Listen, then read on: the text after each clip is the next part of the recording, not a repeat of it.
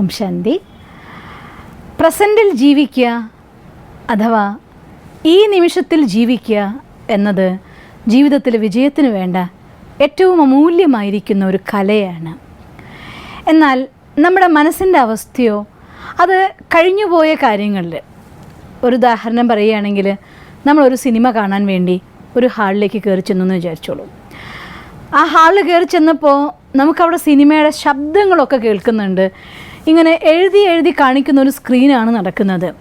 അവിടെ കുറച്ച് സമയം നിങ്ങളത് കണ്ടു നിന്നു, ആ ശബ്ദം കാതോർത്ത് നിന്നു. കുറച്ച് കഴിഞ്ഞപ്പോൾ കുറച്ചുകൂടെ ക്ലിയർ ആയിട്ട് അപ്പുറത്തൊരു മുറിയിൽ നിന്ന് നിങ്ങൾക്ക് കേൾക്കുന്നുണ്ട് ആ ശബ്ദം.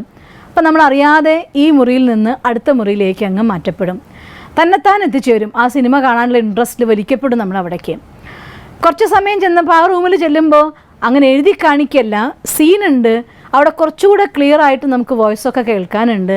എന്നാലും ബ്ലാക്ക് ആൻഡ് വൈറ്റ് ഫിലിമാണ് നടന്നുകൊണ്ടിരിക്കുന്നത്. കുറച്ച് നേരം അവിടെ ഇരിക്കുമ്പോഴാണ് വേറൊരു ശബ്ദം ഇതിനേക്കാൾ ക്ലിയർ ആയിട്ട് നിങ്ങളെ ആകർഷിച്ചുകൊണ്ടിരിക്കുന്നു.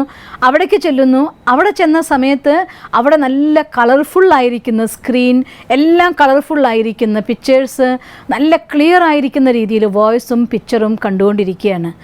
നിങ്ങൾ അറിയാതെ ആ കംഫർട്ടായിട്ടുള്ള അവിടുത്തെ സീറ്റിലിരുന്ന് സ്വസ്ഥമായിട്ട് സിനിമ ആസ്വദിക്കാൻ തുടങ്ങും. രണ്ടാമത്തെ പ്രാവശ്യം ടിക്കറ്റ് എടുക്കാൻ മുമ്പ് തന്നെ നമ്മൾ ചോദിക്കും അഥവാ അന്വേഷിക്കും, ആ റൂമിൽ നമുക്കിരുന്ന് സിനിമ കാണാൻ വേണ്ടി എന്താ ചെയ്യേണ്ടതെന്ന്. ശരിയല്ലേ?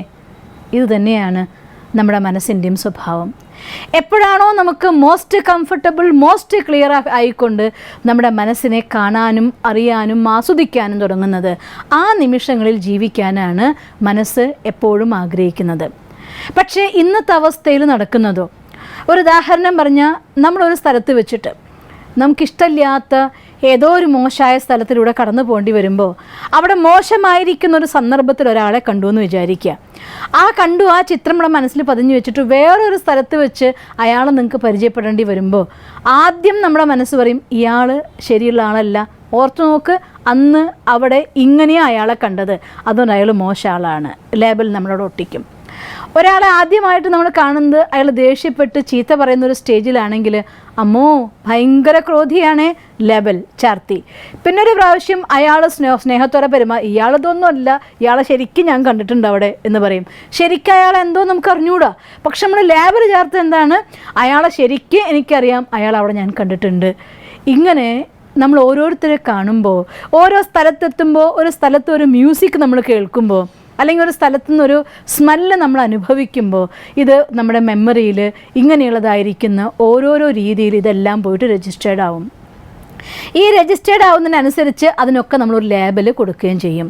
ഇത് മറ്റുള്ള വ്യക്തികളിലും സ്ഥലങ്ങളിലും കാര്യങ്ങളിലും മാത്രമല്ല, നമ്മുടെ ജീവിതത്തിൽ എൻ്റെ കയ്യിൽ നിന്ന് ഒരു കർമ്മം സംഭവിക്കുമ്പോൾ, എൻ്റെ കയ്യിൽ നിന്ന് ഒരു വാക്ക് വരുന്ന സമയത്ത്, ഞാൻ ഒരു മൈൻഡ് സെറ്റിൽ അല്ലെങ്കിൽ ഒരു പാറ്റേൺ ഓഫ് തിങ്കിങ്ങിൽ ഞാൻ എൻ്റെ കർമ്മങ്ങൾ ചെയ്തു കഴിയുമ്പോൾ സ്വയം മറ്റുള്ളവരിൽ ലേബൽ ചാർത്തുന്ന പോലെ ഞാൻ അറിയാതെ എന്നിലും ഞാനൊരു ലേബൽ ചാർത്തുന്നുണ്ട്. അതുകൊണ്ടാണ് എനിക്ക് അങ്ങനെയാവൂ, ഇവർക്കാവും എനിക്ക് എന്നെക്കൊണ്ട് പറ്റില്ല, എനിക്ക് ഇങ്ങനെ പറ്റൂ അങ്ങനെ പറ്റൂ എന്നൊക്കെയുള്ള വിചാരധാരകൾ എന്തുകൊണ്ട് നമ്മുടെ മനസ്സിൽ ഡെവലപ്പായി. ഇങ്ങനെ ഓരോ കർമ്മങ്ങളും നമ്മുടെ മനസ്സിൽ ചാർത്തി വെച്ചതായിട്ടുള്ള ലേബലുകളാണ്. ഈ കഴിഞ്ഞുപോയ ലേബലുകളുടെ ആധാരത്തിൽ അതിനെ ബേസ് ചെയ്തുകൊണ്ട് പുതിയ ഒരു കാര്യത്തെ ചെയ്യാനാണ് മനസ്സ് കാണിക്കുന്ന സ്വാഭാവികമായിരിക്കുന്ന ഒരു പ്രവണത. അങ്ങനെ ഇന്നത്തെ സങ്കല്പധാരയുടെ പ്രവാഹത്തിന് അനുഭവത്തിൻ്റെ സ്മൃതികളെ, അനുഭൂതികളെ നാളെയിലേക്ക് വലിച്ചു കൊണ്ടുപോവുകയും നാളെ അതേ രീതിയിലുള്ളതായിരിക്കുന്ന സന്ദർഭം, അവസ്ഥ, അനുഭൂതിയിൽ ഉണ്ടാക്കാനുള്ള കാരണക്കാരായിട്ട് മാറുകയും ചെയ്യും.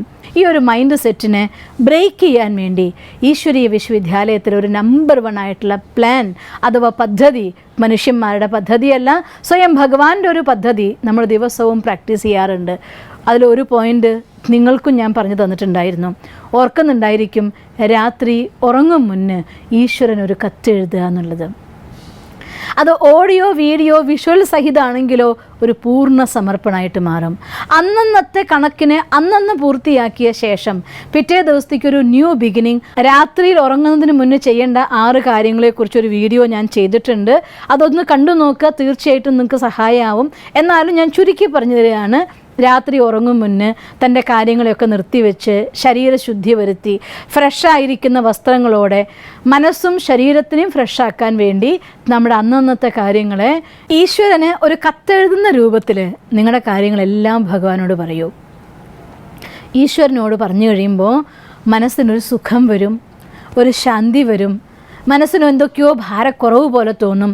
അത് കഴിഞ്ഞ ശേഷം രാത്രി ഉറങ്ങാൻ കിടക്കും മുന്നേ ബെഡിലിരുന്നു കൊണ്ട് അന്ന് നടന്ന എല്ലാ കാര്യങ്ങൾക്കും ഭഗവാന്റെ മുന്നിൽ പോയി ഈ ദേഹത്തിൽ നിന്ന് ഞാൻ ഈ ദേഹം ഉപയോഗിച്ച് ഈ കർമ്മപഥത്തിൽ പ്രവർത്തിക്കുന്ന ആത്മാവാണെന്നുള്ള പൂർണ്ണ ബോധ്യത്തിൽ, ആത്മബോധത്തിൽ ആ ഊർജത്തെ ഇതിൽ സ്പ്രെഡാവുന്നതും അതിൽ നിന്ന് വിഡ്രോ ചെയ്യുന്നതും ഫീൽ ചെയ്തുകൊണ്ട് ഞാൻ ആത്മാ എന്നുള്ള സ്മൃതിയിൽ ഭഗവാന്റെ മുന്നിൽ അന്നത്തെ എല്ലാ കാര്യത്തിനും സമർപ്പിച്ച് ഈശ്വരൻ്റെ അടുത്ത് മാപ്പ് പറയാം. നമ്മൾ എന്തെല്ലാം കാര്യങ്ങൾ ജന്മജന്മാന്തരങ്ങളിൽ ഉണ്ടായിട്ടുണ്ടോ, അതെന്ത് നടന്നിട്ടുണ്ടെങ്കിലും അതിനെല്ലാം തന്നെ എൻ്റെ കയ്യിൽ നിന്ന് എന്ത് സംഭവിച്ചാലും ഭഗവാനെ ഞാൻ നിന്നോട് ക്ഷമ ചോദിക്കുകയാണ്.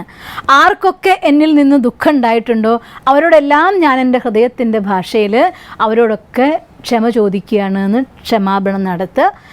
അവരോട് ക്ഷമ ചോദിക്കുക മാത്രമല്ല, ആരെങ്കിലും നമ്മളുടെ അടുത്ത് മോശമായിട്ട് എന്തെങ്കിലും കാര്യം ചെയ്തിട്ടുണ്ടെങ്കിൽ അവരോടെല്ലാം ഞാൻ ക്ഷമിച്ചിരിക്കുന്നു എന്ന് പറയുകയും ചെയ്യുക.